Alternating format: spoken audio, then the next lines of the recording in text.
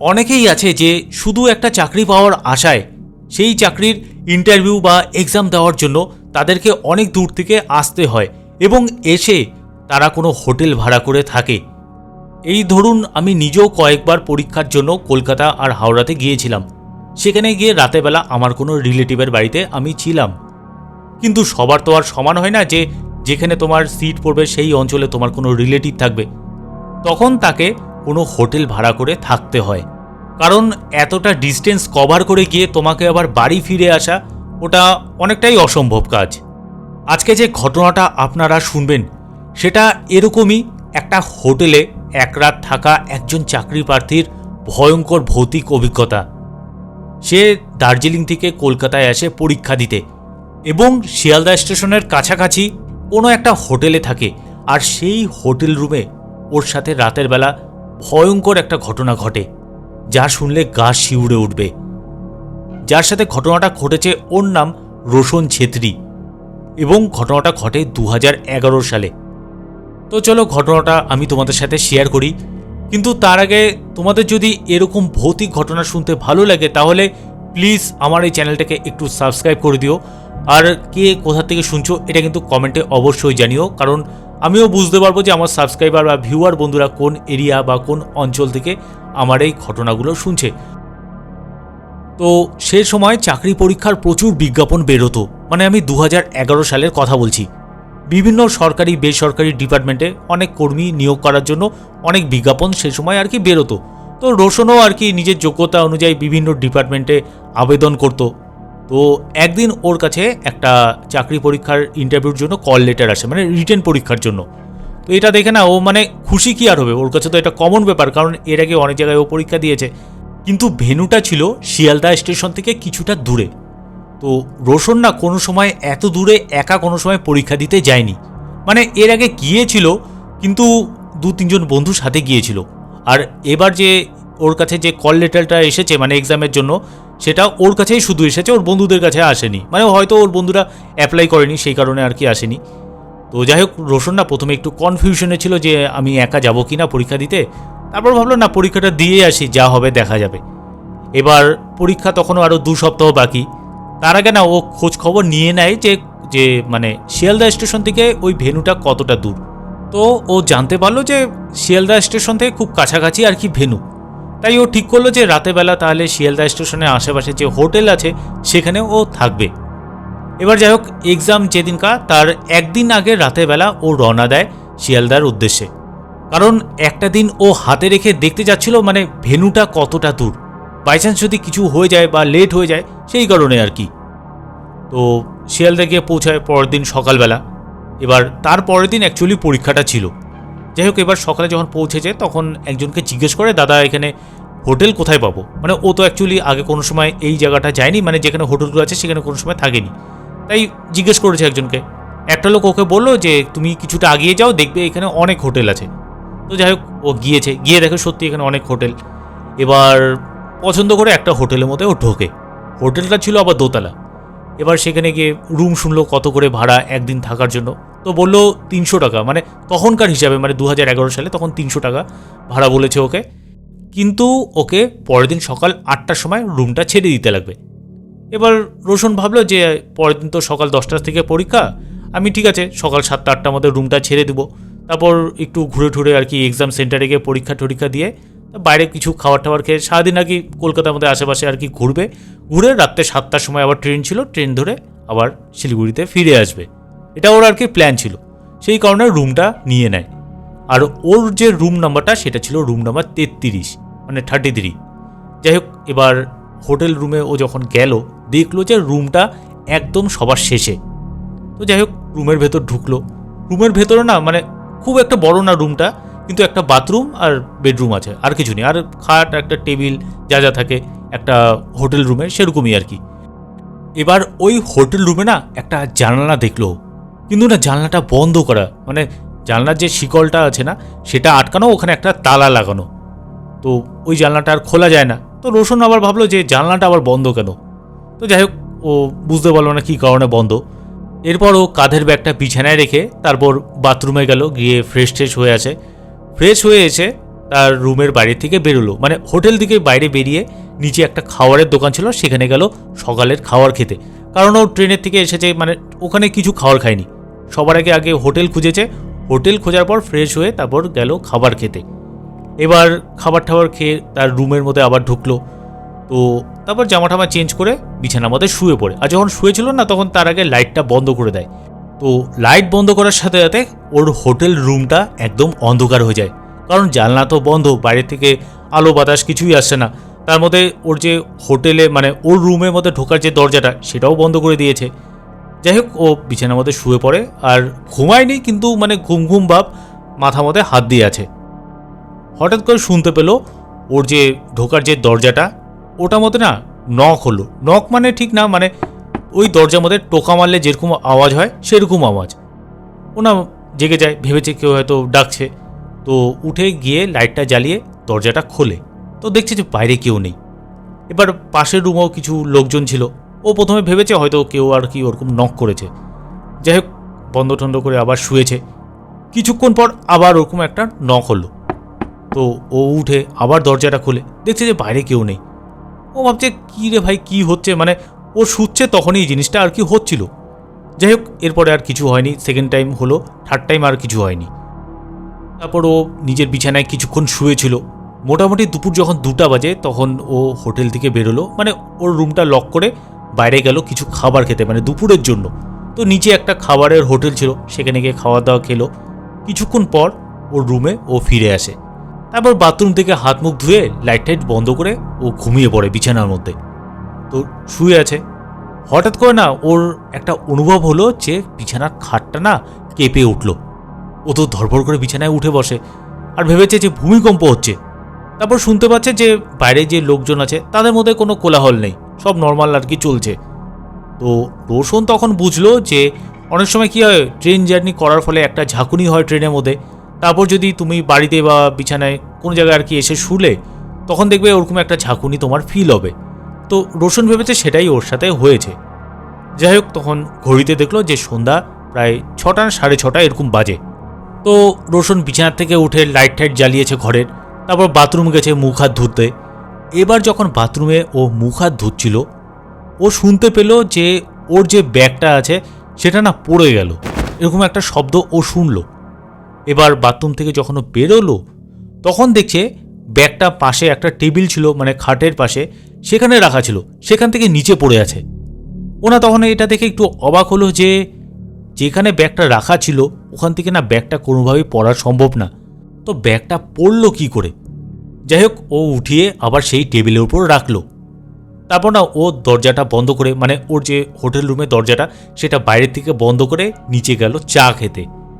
তো চাটা খেয়ে মোটামুটি 15 থেকে 20 মিনিট পর ওর আবার রুমের ভেতর ঢুকলো।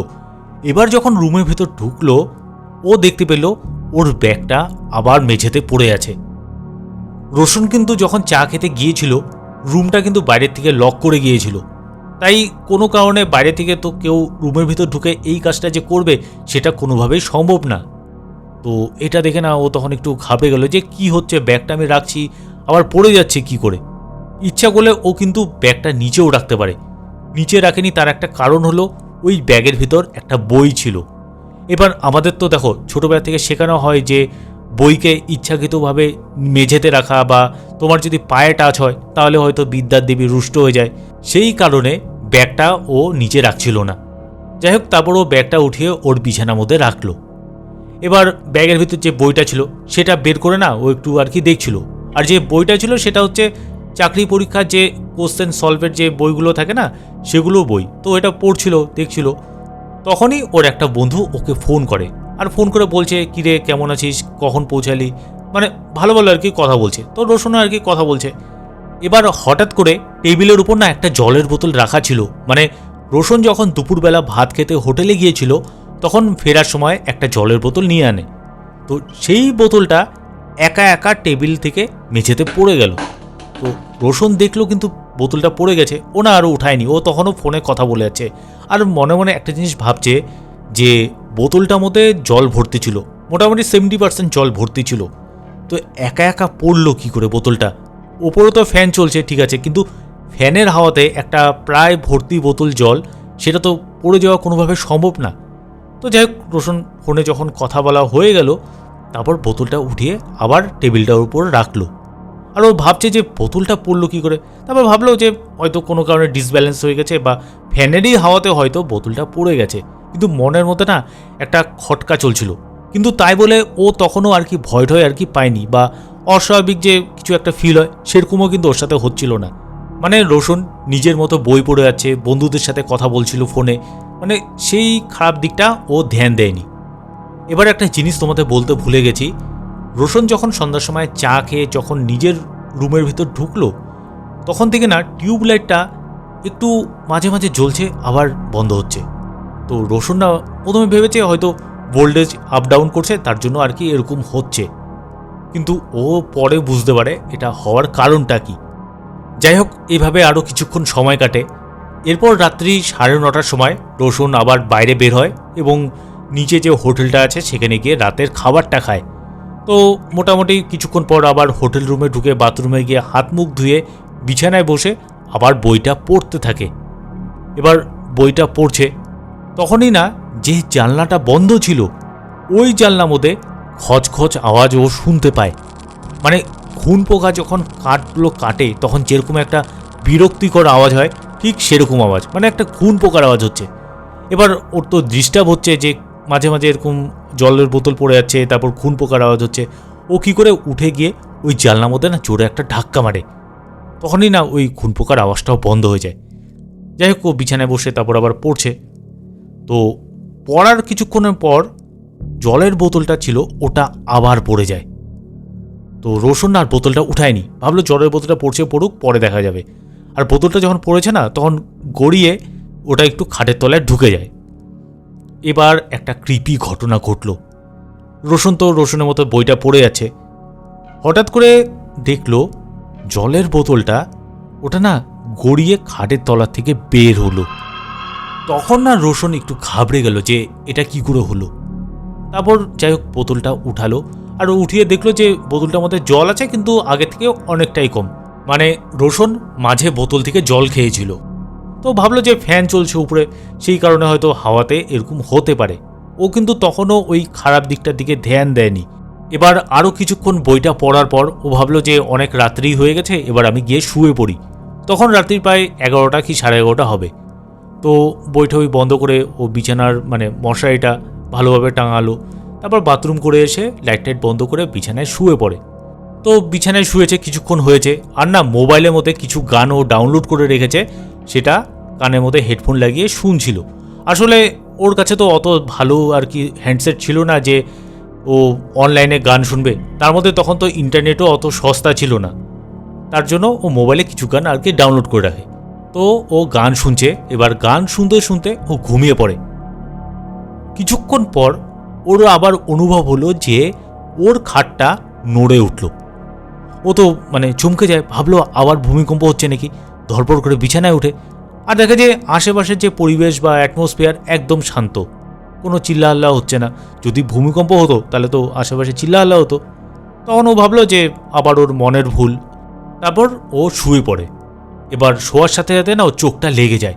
তো ঘুমোচ্ছে, হঠাৎ করে শুনতে পেল যে ওই খুন পোকার আওয়াজটা আবার হচ্ছে, আর এই শব্দটা হচ্ছে এবার ওর খাটের তলা থেকে।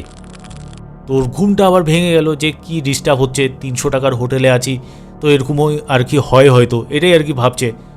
তখনই আরেকটা জিনিস ও বুঝলো, ও না ঘামিয়ে যাচ্ছে গরমে। ও কিন্তু শুনতে পাচ্ছে যে ওপরের ফ্যানটা ঘুরছে, কিন্তু ওই ফ্যানের যে হাওয়া ওর কাছে পৌঁছাচ্ছে না। তো রোশন বিছানায় বসে মশারিটা ওপরে হাত দিয়ে ধরল, আর দেখছে যে ফ্যান চলছে, কিন্তু ফ্যানের যে হাওয়ার জন্য মশারিটা তো দুলবে একটু, সেটা কিন্তু হচ্ছে না, মশারিটা একদম স্থির। তার মানে ফ্যানের হাওয়াটা মশারিতে পড়ছে না, সেই কারণে রোশনও আর কি গরমে ঘামিয়ে যাচ্ছে। তো এটা ভেবে না মানে ও একটু অবাক হলো যে এটা কি করে হচ্ছে। ও তখন কি করলো, মোবাইলটা বের করে মোবাইলের টর্চটা উপরে মানে সিলিং ফ্যানের দিকে দিল, মানে দেখতে যাচ্ছে কি হলো, ফ্যানটা তো ঘুরছে, সেটার আওয়াজ পাচ্ছে অথচ হাওয়া পাচ্ছে না, সেটা দেখার জন্যই মোবাইলের টর্চটা সেদিকে ফেললো। আর ওর তো ছিল অনেক পুরনো মোবাইল, মানে মোবাইলটাও অতটা ভালো না, তোমাদের তো বললামই আগে, তো টর্চের পাওয়ারটাও একটু কম ছিল। যাই হোক, ও যখন টর্চটা উপরে ফেললো না, সেকেন্ডের মধ্যে ওর তখন মনে হলো কিছু একটা ছায়ার মতন সেখান থেকে সরে গেল। তো রোশন না প্রথমে এটা বুঝতে পারলো না, মানে কি হলো। ও প্রথমে ভেবেছে যে মশারির হয়তো ছায়াটা আর কি পড়েছিল। এবার যাই হোক, ও বিছানার থেকে নামলো, নেমে লাইটটা জ্বালালো। লাইটটা যেই জ্বালানো না, অমনি দেখলো যে ফ্যানটা তো ঘুরছে, তার সাথে মশারিটাও তখন দুলছে, মানে ভালো হাওয়া আসছে ফ্যানের থেকে। তো এটা দেখে না ও তখন একটু অবাক হলো যে কি হলো। আমি যখন বিছানায় বসেছিলাম তখন তো ফ্যানটা ঘুরছিল কিন্তু হাওয়া পাচ্ছিলাম না। এবার যখন আমি বিছানা থেকে নেমে লাইটটা জ্বালালাম তখন দেখছি ফ্যানটা ভালো মতন ঘুরছে, মশারিটাও হাওয়াতে দুলছে। তো যাই হোক, ভাবলো কোনো হয়তো ইলেকট্রিকের ফল্ট হতে পারে, ভোল্টেজ হয়তো আপ ডাউন করছে, কারণ এর আগে তো টিউবলাইটটা একবার আপ ডাউন করছিল, মানে জ্বলছিল নিভছিল। তো ভেবেছে ফ্যানটাও হয়তো বন্ধ হচ্ছিল অন হচ্ছিল ভোল্টেজের জন্য। এবার ও ভাবলো যে একটু বাথরুম করে আসি। তো বাথরুমে গেল, বাথরুমের দরজাটা খোলা রেখেছে, তো একা কি আর করবে। তো যাই হোক, বাথরুম করছিল। হঠাৎ করে ওর চোখ গেল ভেন্টিলেটরের দিকে, আর ওখানে ও দেখলো দুটা চোখ, মানে কেউ ওকে দেখছে। ও যখন দেখলো এটা, সঙ্গে সঙ্গে বাথরুম থেকে দৌড়ে ঘরের ভেতর চলে আসলো। আর চোখটা যেই ওর সাথে চোখাচোখি হলো না, অমনি চোখটা 1 সেকেন্ডের জন্য সরে গেল। যাই হোক, এবার ও এটা দেখে না প্রচণ্ড ভয় পেয়ে যায়। মানে এতক্ষণ তো ও ভয় অতটা পাচ্ছিল না, কিন্তু যে জিনিসটা এখন দেখলো তখন ওর অবস্থা খারাপ হয়ে যায় যে আমি এটা কি দেখলাম। তবে যাই হোক, বাথরুমের দরজাটা ও তখন বন্ধ করে ছিটকানি মেরে দেয়। এবারও একটা জিনিস মিলালো যে বন্ধ জানালাটা ওর ঘরে আছে না, ওর পেছনে মানে জানলাটার পেছনের পোর্শনটা যেটা আছে, বাথরুমের ভেন্টিলেটরের পেছনেও সেম পোর্শনটা আছে। মানে বুঝাতে পারলাম যে বাথরুমের পেছনের যে অংশটা সেটাই আর কি সোজা হয়ে ভেন্টিলেটরের পেছনে এসেছে। রোশন কিন্তু সে সময় প্রচণ্ড ভয় পেয়ে গিয়েছিল।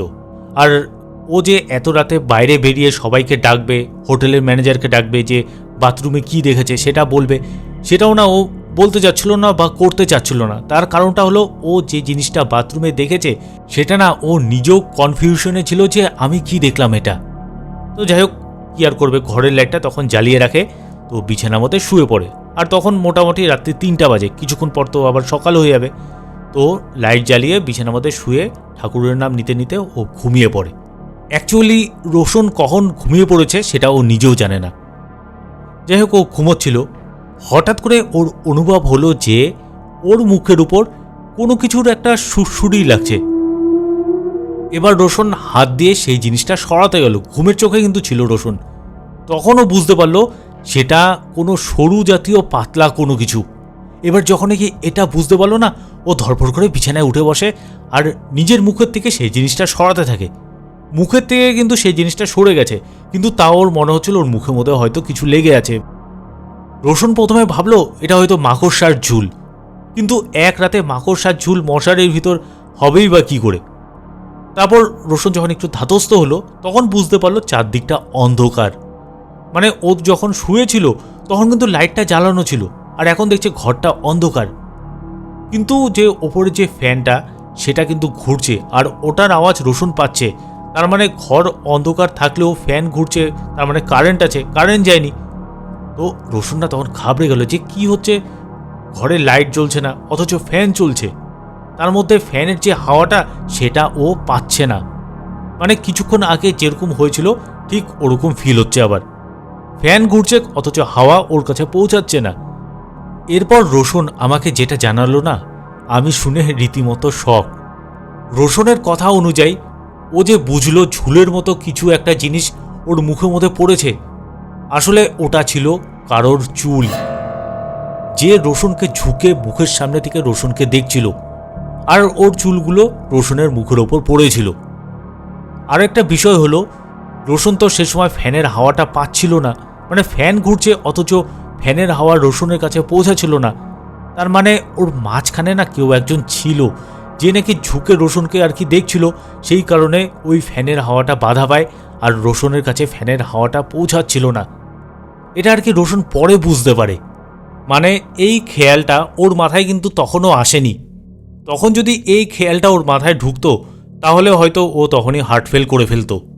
এবার তো ওর প্রচণ্ড গরম লাগছে, কারণ ঘরটা গুমোট হয়ে আছে, তার মধ্যে ফ্যানটা চলছে কিন্তু হাওয়া পাচ্ছে না, ও ঘামাচ্ছে।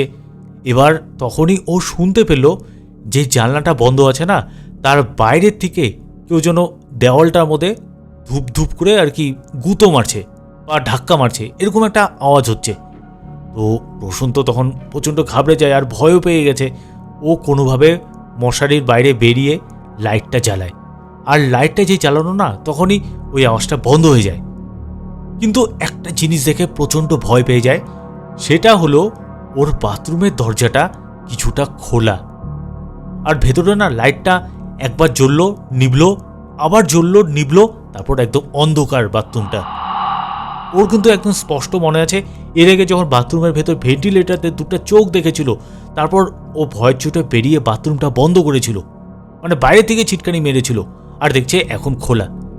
রোশন আর এক মুহূর্ত দেরি না করে হোটেলের রুম থেকে বেরিয়ে বারান্দায় চলে আসে। এবার ও বারান্দায় এসে বুঝতে পারলো যে গতকাল থেকে ওর রুমে যা যা ইনসিডেন্টগুলো ঘটছে সেগুলো কোনো স্বাভাবিক ঘটনা না। এবার তো যাই হোক বারান্দায় বেরিয়েছে, তখন দেখছি যে হোটেলের অনেকেই আর কি উঠে গেছে, মানে ভোর হয়ে গেছে, তখন 4টা বাজে। তো চারদিকে একটু একটু আলো মানে আর কি হয়েছিল, যেহেতু সিজনটা ছিল গরমকাল। তখনও দেখছি যে রাস্তা মতো কিছু লোক আর কি বেরিয়েছে, কিছু লোক বলতে কি ভালো লোকই আর কি বেরিয়েছে, কাজে যাচ্ছে সবাই। আসলে শিয়ালদার মতো জায়গায় না মানুষ ভোরবেলা থেকে জীবিকার কাজে লেগে পড়ে। তো রোশন মোটামুটি আরও 1-1.5 ঘন্টা বাইরেই কাটায়। তারপর দেখছে যে হোটেলের বাকি যারা লোক আছে সবাই ধীরে ধীরে সবাই আর কি উঠেছে, আরও অনেক লোক উঠেছে, তখন ও সাহস পায়। তারপর যাই হোক মোটামুটি তখন ভোর আর কি, ভোর তো বলা যায় না, সকাল বলা চলে, 6:30টার দিকে নিজের রুমে আর কি ঢোকে, মানে সাহস করে ঢোকে। ও কিন্তু অ্যাকচুয়ালি খুব সাহসী ছিল, অতটা ভয় টয়ও পায় না। কিন্তু ওর সাথে যেসব ইনসিডেন্টগুলো ঘটেছে বিশেষ করে ভোর রাতের দিকে, তার জন্য না ও প্রচণ্ড ভয় পেয়ে যায়। কিন্তু কি করবে, ঘরের ভেতর তো লাগেজগুলো আছে। তো যাই হোক ও ঢুকেছে যখন, তখন 6:30 বাজে। তো যাই হোক ব্রাশ টাশ করলো, ওই রুমের মধ্যেই আর কি করে, বাথরুমে গেল, ফ্রেশ ট্রেশ হলো, তখন কিন্তু একদম নর্মাল, দেখে মনে হয় না যে কিছু একটা হয়েছে। তারপর ও ড্রেস ট্রেস চেঞ্জ করে ওই হোটেলটা ছেড়ে দেয়।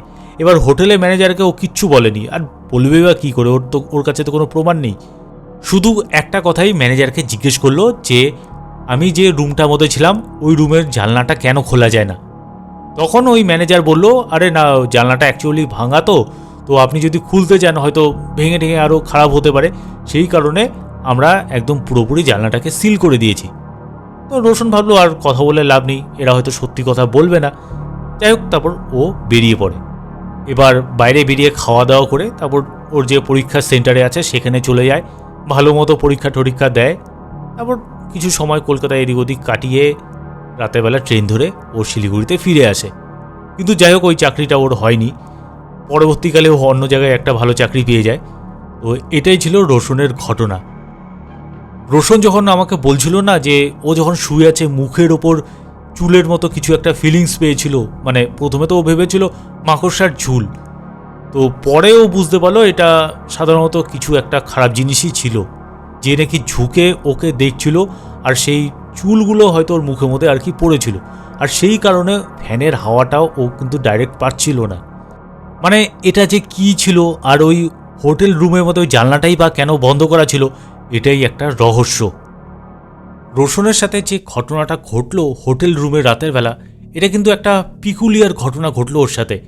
কারণ কোনো যদি নেগেটিভ এনার্জি থাকে তাহলে দেখবে একটা পচা গন্ধ বেরোয়, তারপর পরিবেশটা অন্যরকম থাকে, তারপর গা ভারী ভারী লাগা, সেগুলো কিন্তু কিচ্ছু হয়নি। ও একদম স্বাভাবিক নর্মাল ছিল, যার জন্য হয়তো ওর উপর সেই এফেক্টটা পড়েনি। অনেক সময় দেখবে যে আমরা কোনো জায়গায় যদি যাই ঘুরতে, আমাদের মন আগে থেকেই একটা আতঙ্কের মধ্যে থাকে যে এখানে কিছু নেই, তো সেই কারণে দেখবে আমাদের উপর সেই প্রভাবগুলো আরও বেশি করে পড়ে। রোশন যখন এই হোটেল রুমে ঢুকেছিল তারপর থেকেই কিন্তু বিভিন্ন অ্যাক্টিভিটি শুরু হয়ে যায়, কিন্তু রোশন না ভয় পায়নি। মানে ও তো অ্যাকচুয়ালি নেগেটিভ যে চিন্তা ভাবনা সেগুলো মনের মধ্যে আনেনি, তার জন্য ও ভয়ও পায়নি, নর্মাল ছিল, স্বাভাবিকভাবে ফোনে কথা বলছিল, বই পড়ছিল, তারপর বাইরে যাচ্ছিল খেতে। আর এর জন্য হয়তো ওর ওপর যে নেগেটিভ এনার্জিটা ছিল সেটা তেমনভাবে কোনো প্রভাব ওর ওপর ফেলতে পারেনি। রোশনের সাথে ঘটা আরও 1-2টা ঘটনা আছে, সেটা আমি তোমাদের কোনো একদিন শোনাবো। তো বন্ধুরা এটাই ছিল আজকের ঘটনা। আজকের এই ঘটনাটা তোমাদের কেমন লাগলো একটু কমেন্টে জানিও। আর যদি ভালো লেগে থাকে তাহলে প্লিজ আমার এই চ্যানেলটাকে একটু লাইক, শেয়ার আর সাবস্ক্রাইব অবশ্যই করে দিও, কারণ এরকম ভয়ঙ্কর ভৌতিক ঘটনা তোমাদের জন্য আরও অপেক্ষা করে আছে। আর কমেন্টে কিন্তু অবশ্যই জানিও কে কোথার থেকে শুনছো, তাহলে আমিও বুঝতে পারবো যে আমার সাবস্ক্রাইবার বা ভিউয়ার বন্ধুরা কোথার থেকে শোনে আমার এই ঘটনাগুলো। আজকের মতন টাটা, গুড বাই। তোমরাও ভালো থাকো, আমিও ভালো থাকি, বাই।